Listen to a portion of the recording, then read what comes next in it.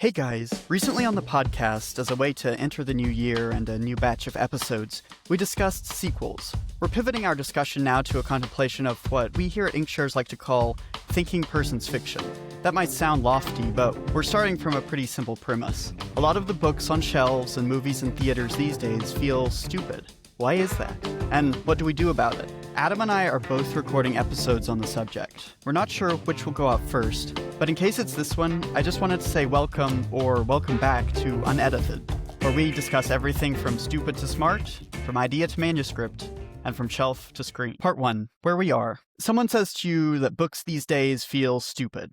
They're derivative, they're dumbed down, they're clickbaity, they're fashion statements instead of actual thinking person's fiction.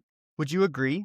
Yes or no, it'd be tough to argue we're witnessing a zenith in literary creativity right now. Barnes & Noble is experiencing a renaissance off the back of BookTok, but actual book reviewers are shutting down. See the recent demise of the Washington Post's book section. New imprints from big publishers deliver more all-you-can-eat spice options than Buffalo Wild Wings, but most surveys still evidence a slump in the public's interest in reading, a 40% slump according to a 2025 study by the University of Florida and University College London. Serious writers are still publishing books, but it'd be hard to think of a contemporary literary celebrity along the lines of past generations' Lord Byron, Oscar Wilde, Ernest Hemingway, or Cormac McCarthy. Neil Gaiman? Me too'd. J.K. Rowling? Cancelled. The Pulitzer Foundation is still giving out prizes, as are a dozen other organizations, but they remain largely aftermarket stamps of approval, not trendsetters. And meritorious as those prize winners may be, they're not the defining works of our time. More often, they're hearkenings back to older times and titles. Think of the 2025 Pulitzer winner James by Percival Everett, a retelling of Huckleberry Finn, or the 2023 winner Demon Copperhead by Barbara Kingsolver, directly inspired by Charles Dickens's David Copperfield. Maybe they'll be classics, but the imagination of our reading culture, or what's left of it, is, at present, firmly in the grip of a different coterie. Reheated rivalries, even thornier courts of roses, and however many more dragon rides Rebecca Yarros decides to give. Part 2. What defines where we are? All this isn't simply to say romantasy popular, romantasy bad. It is to say that reading about breeding has reached a fever pitch at the same moment that highbrow literature has become inbred with buzzwords, to the point of losing authenticity. All this could lead someone to say, books these days feel stupid, and they'd be right. But were books markedly better 50 or 100 years ago? What are we comparing today's Amazon bestsellers to when we call them stupid? Part 3.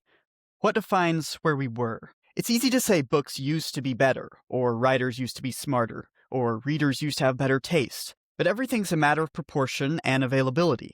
Before writing off our modern stories as slop and retreating into the past, we need to remember what stories are. What fiction is. At root, fiction is communication. It's an author speaking to a reader. It's a storyteller speaking to a listener. It's a set of minds trying to draw closer together by sharing thoughts. The circumstances under which that sharing, that communication happen, are very important for its content and its effect. Few will argue the authors of 2026 are more talented than Jane Austen, Charlotte Bronte, George Eliot, Edith Wharton, or Virginia Woolf. But it's not fair to compare an author writing in the 1810s or the 1920s to one writing today. Times have changed. Technology has changed. Communication has changed. What makes Jane Austen's novels inherently smarter than Bridgerton? It's that Pride and Prejudice understands the morals it is preaching, what it's communicating, while Bridgerton does not. Bridgerton thinks it's a takedown of toxic masculinity and repressive society, but it does so while wearing, and sometimes not wearing, the beloved garb of a Regency society that existed because of the rules-based order Austen understood.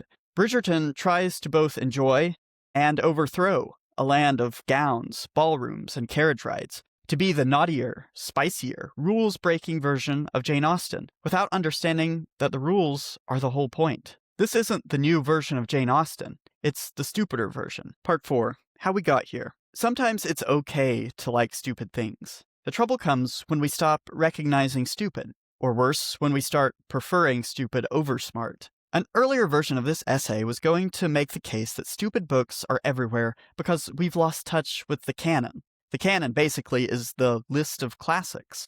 There's debate over who should and shouldn't be in the canon, but the 101 version with Homer, Beowulf, Shakespeare, and Dickens is pretty standard. And despite AI writing most of the essays in English departments nowadays, I don't think we are where we are because high schoolers didn't read Suetonius's Lives of the Caesars in Latin. Hyperbole aside, the explanation for stupid isn't a lack of canon awareness. There are more feminist retellings of Greek myths each year than heads on a hydra. Hamnet is about Hamlet. Gatsby memes are as evergreen as the light on Daisy's dock. And new Beowulf translations won't stop rolling off the press. Gym bros pause their fitness podcasts to listen to Marcus Aurelius. And dads contemplate the Roman Empire while walking the dog. At least, that's what the internet told me. Romanticy's massive queen was inspired by French fairy tales, particularly Beauty and the Beast, to construct her court of spiky flowers. Our knowledge of the canon is balefully basic, yes, but certainly not dead. So how did we get here? Invariably, essays on the decline of books and reading blame technology. I'm going to do that too, not to say that technology killed good books, but that technology made books turn stupid. Remember, fiction is a form of communication. It's someone speaking and you, the reader, listening. It's a very active, very concentrated form of listening. It takes work. It takes focus. It takes certain conditions, like a light source and a relatively open block of time. At first, technology helped with some of that. Electric lights, extended reading hours. But when technology entered the realm of communication, reading had to adapt. Trains sped up letters. Telegraphy reinvented private and public communication.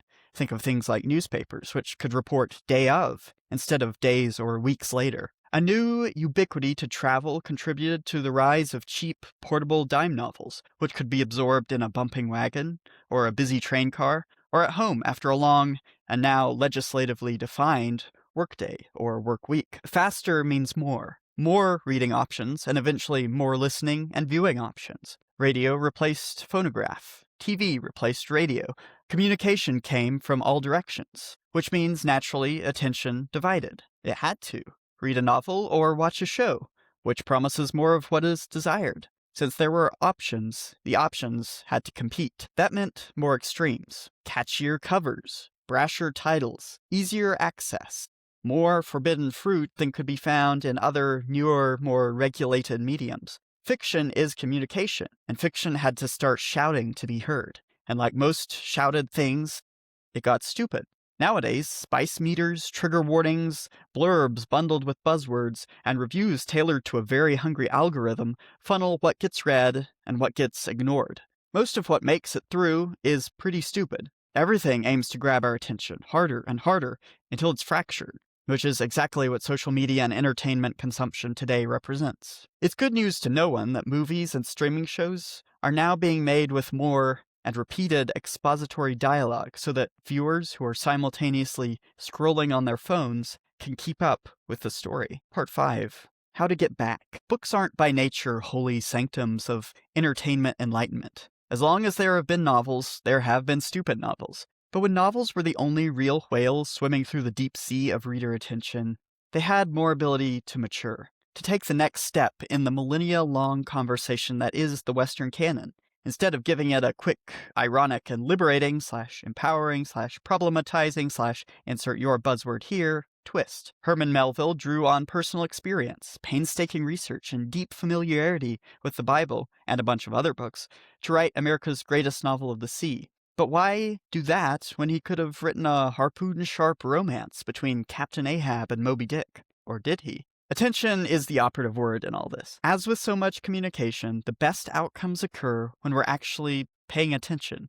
When we aren't, things get sloppy, things get stupid.